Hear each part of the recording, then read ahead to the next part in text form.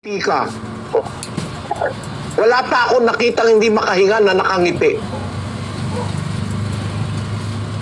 Ang ibig sabihin, yung oxygen na hindi nakikita, may pruweba yon, may ebidensya yon, may manifestation yon. Kung nag-iisip ka, pero kung wala kang isip, kagaya ng pastor mo, hindi nakatakatakang sabihin niya yun, ano?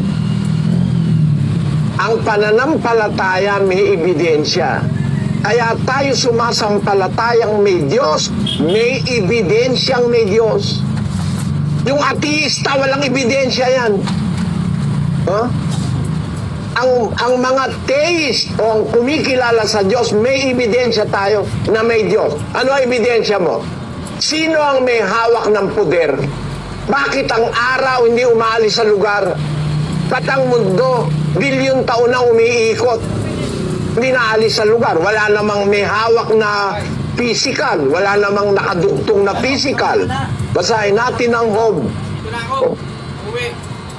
Isang talata. 26:7.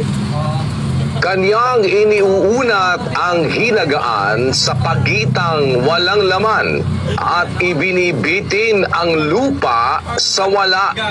Nakasulat yan sa Biblia, libo-libong taon na, halos mag-aapat na libong taon na, wala pang telescope noon. Pero isinulat yan, mayroong pagkasi ng Espiritu Santo. Na ngayon, makikita mo talaga, ang lupa nakabitin sa wala. Walang physical thing. Pero mayroong isang spiritual power that holds the earth in place. And that is the power of gravity which comes from God. The exactness of gravitational pull of all the planets in the solar system and the gravitational pull of the sun and the surrounding stars in the Milky Way galaxy holds our planet and our place in the universe in its exact place. Yun ba sabihin mo, walang Diyos? Sino may gawa nun lahat ng yun? Lumitaw na lang basta. Ang gaguhan yung mga si Einstein, si Darwin, galing daw sa Big Bang. Ang may Big Bang, yung ukote ng mga gagong ateista na yan. Yan ang na-Big Bang. Sumabog ang utak, kaya wala nang utak ngayon yung mga ateista. Pero mong sabihin mo nang galing ang lahat ng bagay sa Big Bang. Kaya meron ng lahat ng bagay, umiiral, merong isang hindi nakikita na gumawa ng lahat ng bagay. Ang tawag ng Biblia ron, ang Diyos. So, iyon ang ayaw paniwalaan nitong mga ateista. And He is a God of intelligence and order. Somebody who thinks cannot deny the existence of an intelligent designer. Kaya yung mas matitinong siyentipiko, siyempre may mga siyentipiko gago rin eh. Kagaya ng mga siyentipikong ateista. Pero yung pinakamatitinong siyentipiko sa mundo, naniniwala sa Diyos. Hindi sila naniniwala na yung bilang ng selula, no? Yung mga bilang ng connecting rod sa mga selula ng tao, hindi sila naniniwala na yun bunga ng Big Bang o galing tayo sa unggoy, no? Lalo na si scientist sa Kaku ng Japan. Napatunayan niya na mismo yung mga cells ng tao, talaga totoo yun kahit magtingnan mo sa microscope May mga interconnections na napakaganda ng design.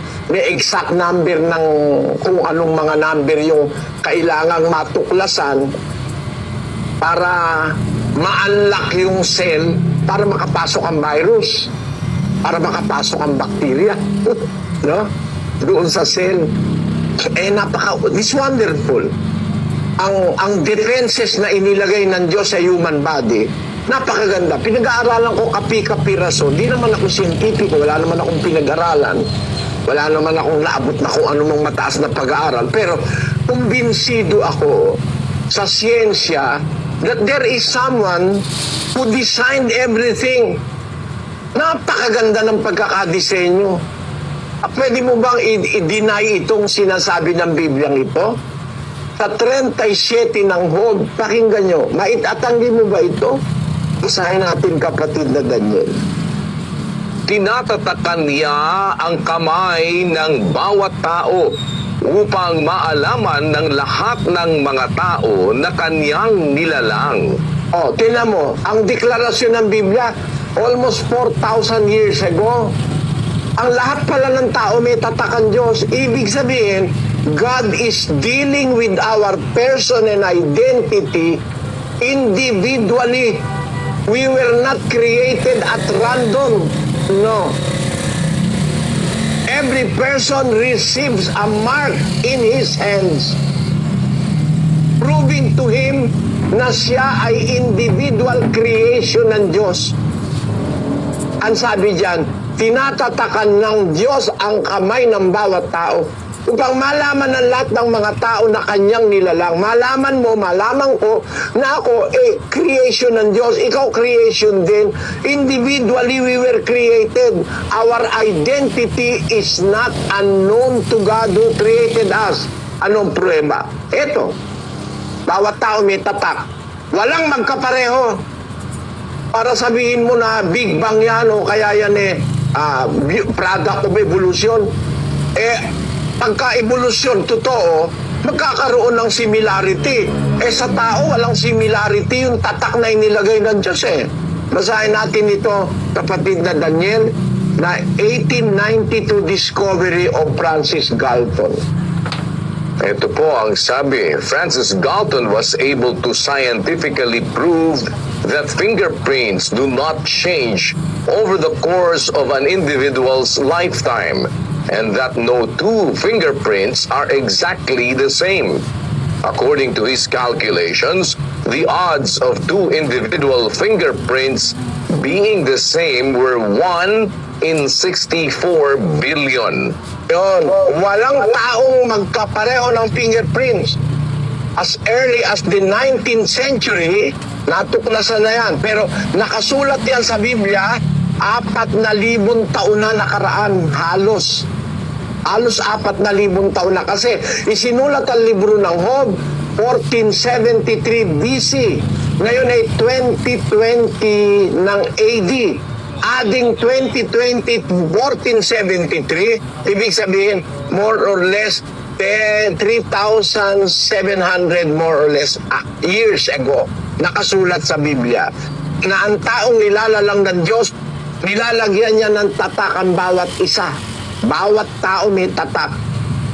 Undeniably true na bawat isa sa atin mayroong fingerprints. Walang magkapareho.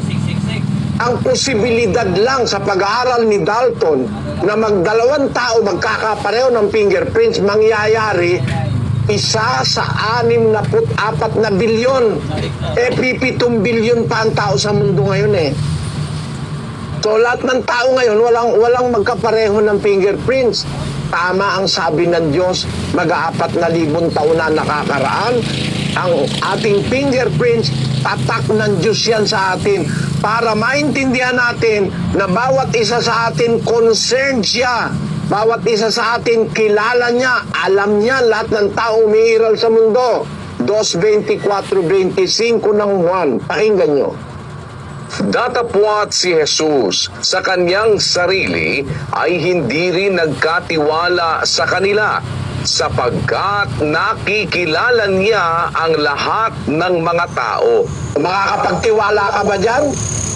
Sasabihin, walang ebidensya. Ayan ang ebidensya, Kilala ng Diyos ang lahat ng tao. The proof na kilala niya, bawat isa may individual na tatak siya na walang kapareho. Kasi ayon sa pag-aaral ng mga siyentipiko, ang pagkakapareho ng dalawang fingerprints ng dalawang tao, isang chance sa 64 billion. Kaya pag tinignan mo, pati yung mga Siamese twins na magkaduktong, pati yung identical twins, na magkamukha pagdating sa fingerprints. Magkaiba eh. Nakikita nyo mga kapatid, itong magkapatid na ito, magkaiba fingerprints eh. Lumaki sila dyan, Siamese twins sila. Pero magkaiba ang fingerprints nila. Miski yung mga identical twins na magkamukha sa lahat ng paraan, pero ang kanilang fingerprints magkaiba. Pinatutunayan sa atin na ang sinasabi ng Diyos sa Biblia totoo. Yan ang ebidensyang may Diyos eh. Kita mo kapatid, ang ebidensyang may Diyos, yung katuparan ng kanyang salita at pinatutunayan ito sa discovery ng mga siyentipiko. Kaya ako meron akong pruweba na ang Biblia totoo eh. Walang scientific makaka-deny yan eh. Marami pang ibang mga pruweba sa Biblia. Para sabihin mo na ang pananampalataya hindi kailangan ng ebidensya, bobo. Bobo yung nagsabi sa iyo kapatid. Kaya nga sumasampalataya kami, ebidensya eh, na merong nag-i-exist na Diyos. Idini-deny lang yan ng mga ateista at ng mga komunista. Pero ang Diyos ay nag-i-exist. Marami pa sana akong gusto sabihin, kaya alam, mauubos ko oras kapatid na Marlon eh. Pwede na sa iyo yung sagot na yan, kapatid na Marlon. Po, kapatid Medi, salamat po sa Diyos. Sana po maanib na po ako sa tunay na iglesia po. Ay, hindi naman kami nang hahatak ng miyembro eh. Para maanib ka, nasa iyong sariling desisyon yun. Nakaalis ka na pala sa baptist eh. Ebe, huwag ka nang magpatumpik-tumpik. Tanggapin mo ang katotohanan sa buhay mo, kapatid. Bago ka ma-coronavirus. Huwag naman sana